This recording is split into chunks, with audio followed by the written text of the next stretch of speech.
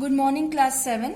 In this video we will continue with the applications of radiation and thermoflask.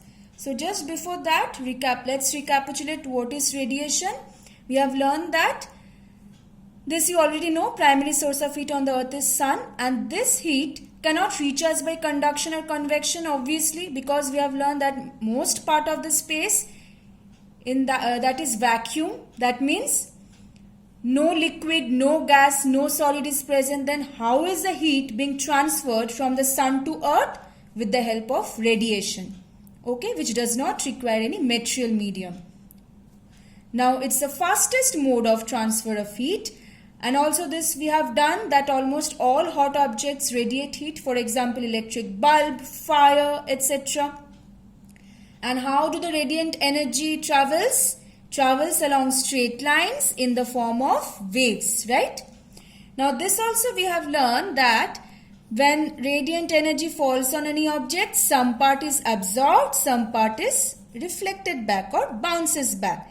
Now those substances or those materials which absorb this maximum part of radiant energy, those are the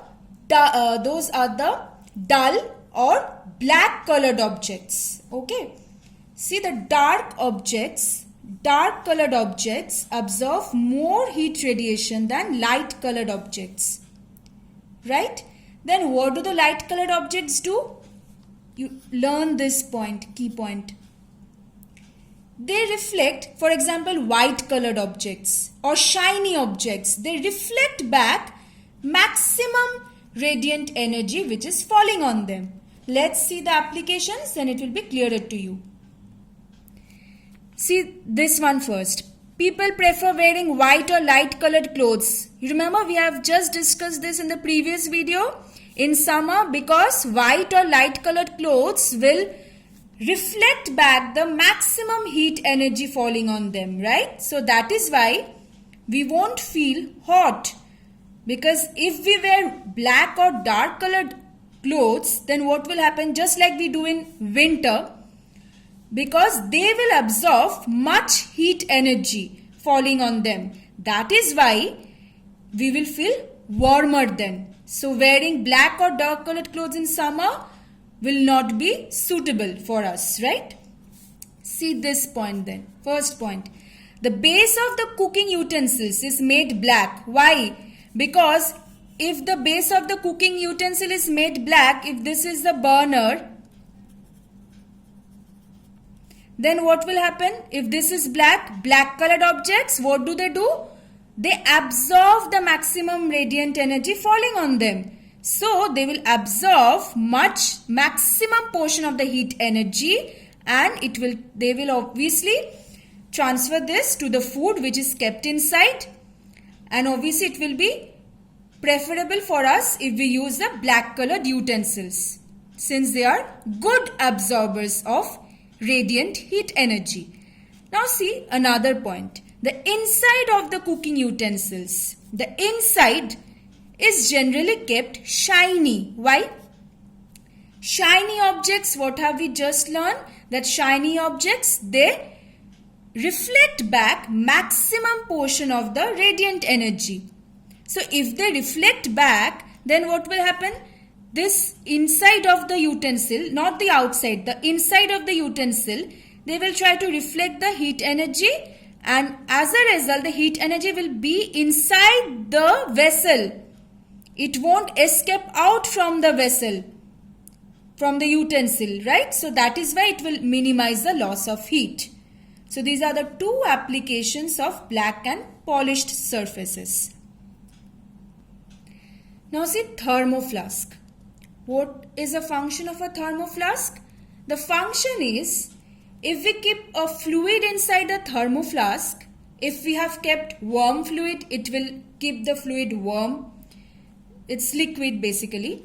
If we have kept colder, any cold liquid, it will keep the liquid cold for longer period of time. So basically, this appliance is used to keep hot liquids hot and cold liquids cold. So it maintains the temperature for a longer period of time. So let's see how. See, it's made up of a double-walled glass vessel. So can you see this outer wall and this is the inner wall. And this region between, colored in deep ash, the region between this region, between the two walls, the air is evacuated from inside. So it is made vacuum. Okay, it's evacuated and sealed together at the neck or at the bottom like this. So why is it done? In order to reduce the transfer of heat by conduction and convection, because conduction and convection needs either solid or any liquid or gaseous medium, right? They cannot take place without the help of any medium. So if there is vacuum, no conduction and convection will take place. So that is why the liquid inside, the heat, suppose we have kept warm liquid. So the heat won't escape out with the help of conduction or convection. Then what about radiation? See, the inner walls, this inner wall is made polished or shiny. Why? Because shiny or polished objects will reflect back the maximum heat energy. They will reflect back the heat energy. And where will they reflect back? Inside the flask only. Because if the warm liquid is there, it won't reflect back outside, right? The heat will be reflected back and it will stay inside the flask. So therefore, can you see the loss or gain of heat due to any modes like conduction, convection, radiation is minimized here. Because heat exchange can take place through conduction, convection and radiation. If three of these modes of heat transfer is minimized as much as possible, then obviously the temperature, that means the liquids which are kept inside the thermoflask, the heat content in them is maintained. It is not losing much heat to the surrounding, neither it's gaining much heat from the surrounding. So it's tried as much as possible to maintain the temperature of the liquid inside. So for your exam, I won't give you to write the construction, okay? Instead, I'll ask you to write the principle of working. That means how the thermoflask works, or on what principle does a thermoflask works. So we will discuss that when we will do the question answer.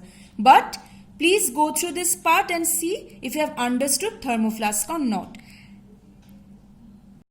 So that's all from the transfer of heat. And if you find any difficulty or any confusion, please do ask me, okay, after going through the chapter.